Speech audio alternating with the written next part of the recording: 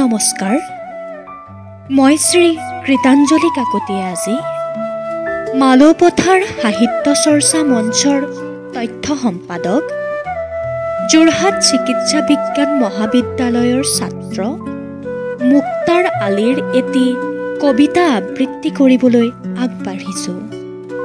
কবিতাৰ শিৰোনাম মই যেতিয়া বুঢ়া হ'ম।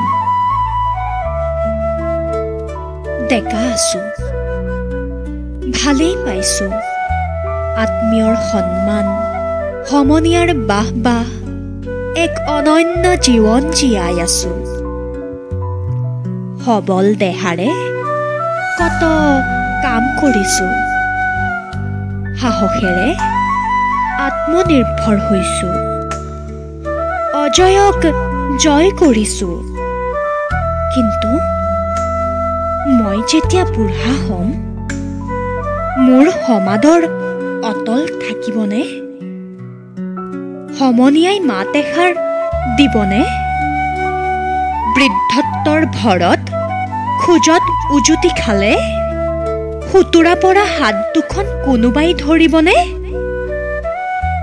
সময়ে সংগ এৰা ক্ষণত সাৰথি কোন হ'ব?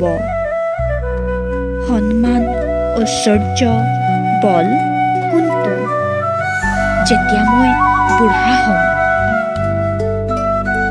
এই শংকা অন্তহীন, মই অপেক্ষাৰ অধীন হ'ম, য'ত থাকিব মাথো ধৈৰ্য আৰু মৃত্যু। সেই সময়ত যেতিয়া মই বুঢ়া হ'ম।